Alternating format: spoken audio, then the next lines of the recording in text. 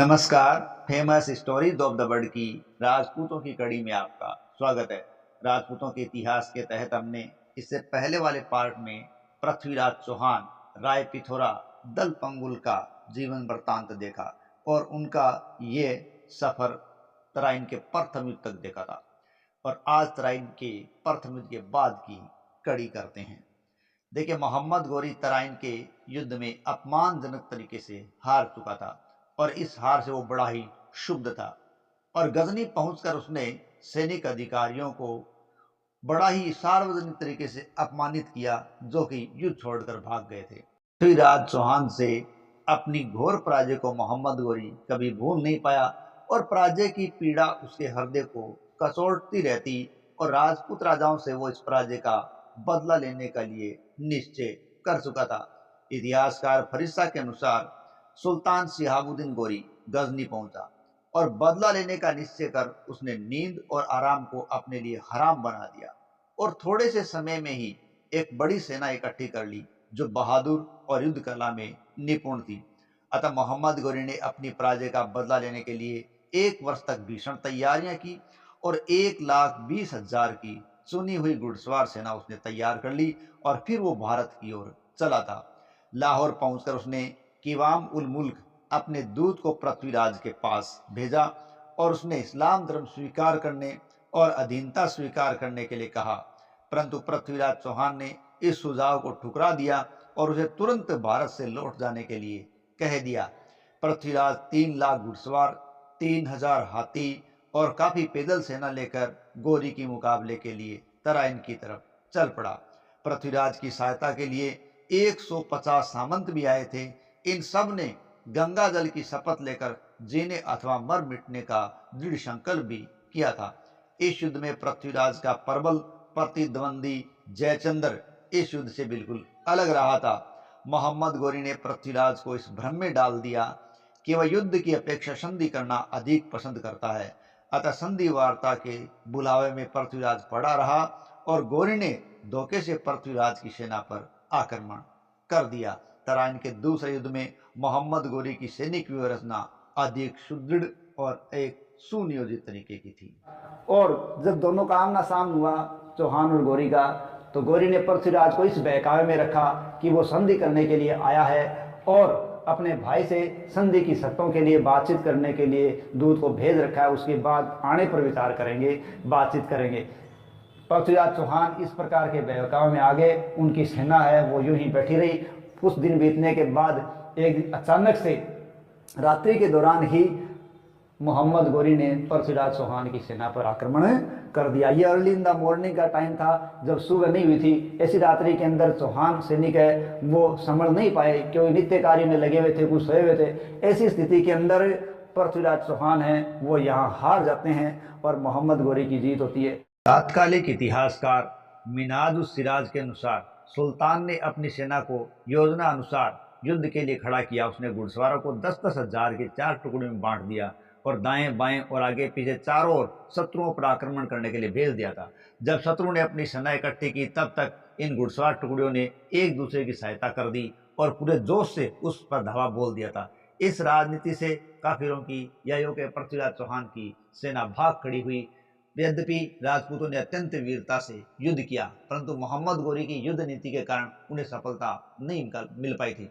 अपराह्न के पश्चात लगभग 3 बजे मोहम्मद गोरी ने अपनी सुरक्षित सेना को राजपूतों पर आक्रमण करने का आदेश दिया और राजपूत इस विनाशकारी आघात को सहन नहीं कर सके और बड़ी संख्या में मारे गए और गोविंदराज की इस युद्ध में भी मारा गया और पृथ्वीराज ने दास होकर भागने का प्रयास किया, परंतु वह सिरसा के निकट पकड़ा गया और बाद में कहते हैं मारा गया। पृथ्वीराज चौहान को सिरसा के बाहर सरस्वती नामक स्थान पर बंदी बना लिया जाता है। अब बंदी बनाने के बाद पृथ्वीराज चौहान के साथ क्या किया जाता है, इसके बारे में भी अलग अलग ग्रंथों के द्वारा हमें अलग अलग जानकारी मिलती है। कोई एक निश्चित आधार पर एक निश्चित बात हम नहीं कह सकते।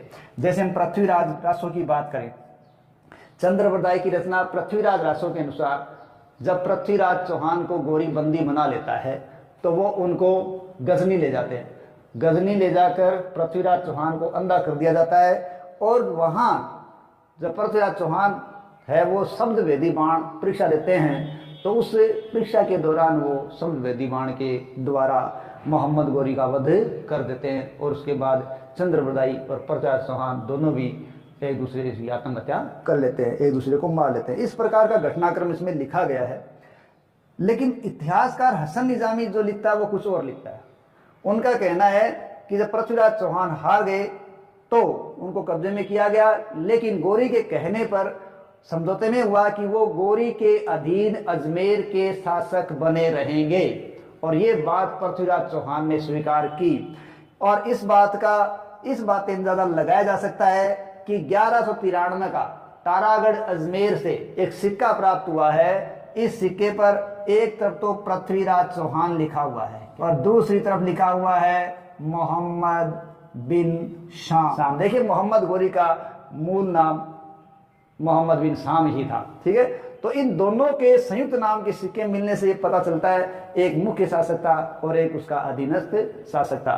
तो इस सिक्के से अंदाजा लगाया जा सकता है कि अजमेर है उस पर पृथ्वीराज चौहान ने शायद अधीन रहकर राज करने की बात स्वीकार की थी और बाद में षड्यंत्र रचे जिसका पता गौरी को चला तो उन्होंने उसका वध कर दिया। इस प्रकार की घटना की जानकारी में हसन निजामी देता है। कुल मिला के हम निश्चित तौर पे एक बात या एक राय नहीं हो सकते। इतिहासकार गोपीनाथ शर्मा के अनुसार संभवतः पृथ्वीराज चौहान को अजमेर ले जाया गया और वंश सुल्तान के अधीन रहकर शासन करने को कहा गया हो, परंतु इस स्थिति को सम्मानित न समझकर पृथ्वीराज ने इस पर सुल्तान के विरुद्ध कोई षड्यंत्र रचा हो, और इस कल्पना का अनुमोदन मोहम्मद गौरी द्वारा प्रचलित मुद्राओं से भी होता है, जिसके एक ओर पृथ्वीराज और दूसरी ओर मोहम्मद बिन शाम का नाम अंकित है।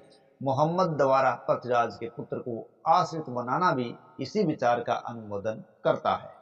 अब हम बात करते हैं पृथ्वीराज चौहान की हार के कारण। देखिए, हम इन घटनाओं को देखें तो कुछ घटना ऐसी है जो पृथ्वीराज चौहान है उसको एक योग्य शासक होते हुए भी कूटनीति के रूप में उसको एक अयोग्यता की तरफ धकेल देती है। पृथ्वीराज चौहान ने अपने पड़ोसी राज्यों से संबंध सुधारने का कभी कोई प्रयास नहीं किया। उसने महोबा के चंदेलों से संघर्ष किया, कन्नौज ने उससे संघर्ष किया, गुजरात के चालुक्य से उसका संघर्ष किया। इस प्रकार ये संघर्ष बताते हैं कि पड़ोसी राज्यों के साथ उसके अच्छे व्यवहार नहीं थे या लगातार उसके संघर्ष रहे, इसलिए जब उसको जरूरत पड़ी तो उसको कोई सहयोग प्राप्त नहीं हो पाया। तो गुजरात के चालुक्यों से संघर्ष थी तो उसको भीमदेव द्वितीय है वो गुजरात का शासक था और उस पर मोहम्मद गौरी ने आक्रमण किया। अगर उस समय पृथ्वीराज चौहान उसकी मदद करता तो आज उसको उसकी मदद मिल सकती थी, ऐसा नहीं किया। कन्नौज के जयसन से शत्रुता कर ली, वो भी उसको सहयोग नहीं मिल पाया। इसके बाद जब उसने संयोगिता से शादी कर ली तो भोग विलास में डूब गया, विलासी जीवन व्यतीत करने लगा, वो भी उसके लिए एक गलत कार्य साबित हुआ। पड़ोसी राज्यों से उसके मैत्रीपूर्ण संबंध स्थापित नहीं हो पाए, सबसे लगभग संघर्ष था विजय की नीति के कारण। और एक महत्वपूर्ण जो हम माने वो देखें, तराइन के प्रथम युद्ध में उसने भागती मोहम्मद गौरी की सेना का पीछा नहीं किया और उस सेना को भागने का मौका दे दिया। यदि वहां उस सेना को भागकर भारतीय सेना को पीछे किया जाता तो शायद मोहम्मद गौरी की दोबारा आने की हिम्मत नहीं होती। पृथ्वीराज चौहान की हार के अन्य और भी कई कारण थे, जैसे मोहम्मद गौरी का श्रेष्ठ सैन्य संगठन। मोहम्मद गौरी ने अपनी सेना को 4 भागों में बांट रखा था और तो और उसने एक आरक्षित या सुरक्षित सेना भी खड़ी रखी थी, जो तब आई तब राजपूत आधे दिन तक लड़ते हुए थक चुके थे, और उसने तेज गति से चलने वाले घुड़सवारों को 4 भागों में बांट रखा था, जिन्होंने शत्रु को चारों तरफ से घेर लिया था। इसके अलावा पृथ्वीराज चौहान की हार के अन्य कारण में एक आता है पृथ्वीराज चौहान का त्रुटिपूर्ण सैन्य संगठन। देखिए, राजपूतों की युद्ध प्रणाली थी वो रूढ़िवादी थी, परंपरागत थी और समय के अनुसार उसमें परिवर्तन नहीं किए गए थे। पृथ्वीराज के साथ लगभग 150 सामंत थे जो अलग अलग तरीके से लड़ते थे। इस प्रकार उनकी सेना एक केंद्रीय अनुशासन के अधीन लड़ने के लायक नहीं थी और आपस में भी उनमें सामंजस्य का अभाव था, जिसका पूरा लाभ मुसलमानों ने उठाया। इसके अलावा केंद्रीय सेना है उसकी दुर्बलता भी तराइन के दूसरे युद्ध में पृथ्वीराज की सेना की अत्यंत दुर्बल स्थिति का कारण बनी और उनको हार का सामना करना पड़ा था। इसके अलावा उसकी तराइन के प्रथम संघर्ष के अंदर ही बहुत से जो योग्य सेना नायक थे वो काम आ चुके थे और तुर्कों ने छल कपट का प्रयोग किया, वो भी पृथ्वीराज चौहान के लिए कष्टकारी साबित हुआ था, क्योंकि तुर्कों का एक ही मोटिव था कि किसी भी दृष्टि से उन्हें युद्ध जीतना है। लेकिन इस प्रकार के धोखे का सारा पृथ्वीराज चौहान के द्वारा नहीं लिया गया था और संधि के बहकावे में लगे हुए जब पृथ्वीराज चौहान और उसकी सेना थी, ऐसे समय पर उन पर आक्रमण किया गया और उनको दबा लिया गया था। कूटनीति और दूरदर्शिता का अभाव। पृथ्वीराज चौहान एक योग्य सेनाध्यक्ष था, एक योग्य राजा था, बिल्कुल था, सुरवीर था, इसीलिए उसने अनेक युद्धों के अंदर विजय प्राप्त की थी, इसीलिए उसको दल पंगुल भी कहा गया है, विश्व विजेता के रूप में माना गया है। लेकिन उसमें कूटनीति और दूरदर्शिता का अभाव था। अब हम बात करते हैं पृथ्वीराज के मूल्यांकन की। पृथ्वीराज एक वीर योद्धा, कुशल सेनापति और महान विजेता था। उसमें निर्भीकता, शौर्य और पराक्रम कूट कूट कर भरा हुआ था। उसने 11 वर्ष की आयु में ही युद्धों में भाग लेना शुरू कर दिया था, जो उसके एक अच्छे सैनिक और अच्छे सेनानायक होने का परिचायक है। उसने अपनी सैनिक प्रतिभा के बल पर नागार्जुन और भंडारकों का सफलतापूर्वक दमन कर दिया था। इसके अलावा उसने चंदेलों, चालुक्यों और गढ़वालों पर विजय प्राप्त करके चौहान राज्य की सीमाओं का विस्तार कर दिया था। चौहान के राज्य को एक विस्तृत राज्य में परिवर्तित करने का श्रेय पृथ्वीराज चौहान को ही दिया जाता है। पृथ्वीराज तृतीय ने दिग्विजय सम्राट बनने के सभी आदर्श को चरितार्थ करके दिखा दिया था। पृथ्वीराज चौहान एक सम्राट के रूप में भी अपने आप को सुशोभित करने में कामयाब रहा है। पृथ्वीराज चौहान पूर्व मध्यकालीन भारत का एक महानतम सम्राट था। वह एक प्रतिभा संपन्न और सफल शासक था। उसने अपने पराक्रम के बल पर एक विशाल साम्राज्य स्थापित किया और अपनी प्रजा के जीवन को सुखी और संपन्न बना दिया था। जब तक वह जीवित रहा, उसके राज्य में अमन चैन था, शांति और सुरक्षा का वातावरण था, चारों ओर सुख समृद्धि का बोलबाला था। वह बड़ा स्वाभिमानी और सच्चा देशभक्त था। जब उसे बंदी बना लिया गया, तब भी उसने आत्मसम्मान को ध्यान में रखते हुए आश्रित शासक बनने की बजाय मृत्यु को प्राथमिकता दी। तात्कालीन लेखकों और कवियों ने तो उसे राम का अवतार ही बता दिया है। प्रबंध चिंतामणि, प्रबंध कोश, पृथ्वीराज प्रबंध, हमीर महाकाव्य आदि की बात करें तो इनसे पता चलता है पृथ्वीराज अपने युग का एक महान सम्राट, योद्धा और सेनानायक था। उसे मध्यकालीन भारत के इतिहास का एक अंतिम हिंदू सम्राट कहा जाता है। नेक्स्ट है, साहित्य में वो एक संरक्षक और रुचि रखने वाला व्यक्ति था।